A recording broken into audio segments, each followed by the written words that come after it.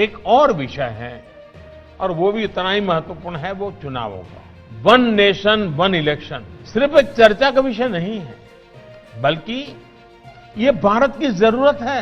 हर कुछ महीने में भारत में कहीं न कहीं बड़े चुनाव हो रहे होते हैं। इससे विकास के कार्यों पर जो प्रभाव पड़ता है उसे आप सब भली भांति जानते हैं। ऐसे में वन नेशन वन इलेक्शन पर गहन अध्ययन और मंथन आवश्यक है। नमस्कार, आप देख रहे हैं एयर न्यूज और मैं हूं आपके साथ तनु शर्मा। दुनिया के सबसे बड़े लोकतांत्रिक देश भारत में लोकतंत्र की नींव को मजबूत रखने के लिए चुनाव एक खास भूमिका निभाता है। पारदर्शी और निष्पक्ष चुनाव के लिए समय समय सरकारें चुनावी प्रक्रिया में संशोधन करती रही। मौजूदा समय में भी चुनाव की पुरानी व्यवस्था को बदलकर नई व्यवस्था के बारे में चर्चा चल रही है। एक देश एक चुनाव के पक्ष और विपक्ष में देश में काफी लंबे समय से बहस चल रही है। अलग अलग मंचों से देश के प्रधानमंत्री श्री नरेंद्र मोदी भी इस विचार पर अपना समर्थन देते रहे।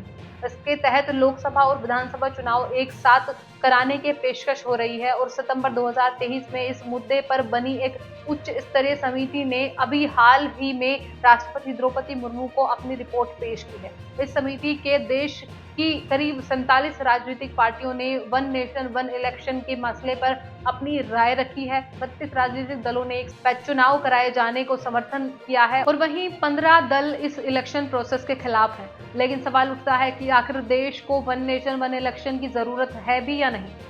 नई चुनावी प्रक्रिया को लागू करने में क्या दिक्कतें आ सकती हैं, इसे लागू करने के फायदे और नुकसान क्या हैं, चलिए आपको एक एक करके बताते हैं। ये तो हम सब जानते हैं कि देश में हर साल किसी न किसी राज्य में चुनाव होते रहते हैं, जिसके चलते देश में बार बार आचार संहिता लागू करनी पड़ती है, जिसका सीधा असर सरकार के नीतिगत फैसलों और अलग अलग योजनाओं पर पड़ता है।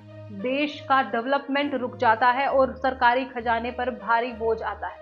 चुनावों में होने वाले खर्च को लगातार बढ़ाना देश की आर्थिक हालात के लिए बेहद ही खतरनाक और चिंताजनक भी है। ये किसी से छिपा नहीं है कि हर चुनाव में बड़े पैमाने पर काले धन को खुलकर खर्च किया जाता है। जहां देश का खजाना खर्च होता है, वहीं देश का प्रशासनिक और सुरक्षा बल भी इससे खासा प्रभावित होता है। अगर देश में वन नेशन वन इलेक्शन लागू हो जाता है तो ये देश के विकास में संजीवनी का काम कर सकता है। ऐसा होने से बार बार मॉडल कोड ऑफ कंडक्ट नहीं लगेगा, जिससे विकास कार्यों में तेजी आएगी, जिससे देश का पैसा सरकारी प्रशासनिक और सुरक्षा तंत्र काफी मजबूत होगा। लेकिन कई एक्सपर्ट्स और राजनीतिक दल इसका विरोध कर रहे हैं। उनका कहना है कि संविधान में कई ऐसे प्रावधान हैं जो इससे बिल्कुल अलग दिखाई देते हैं। ऐसा होने से कुछ विधानसभाओं के मर्जी के खिलाफ जाकर उनके कार्यकाल को बढ़ाया या घटाया जाएगा, जो कि राज्य के अधिकारों का हनन होगा।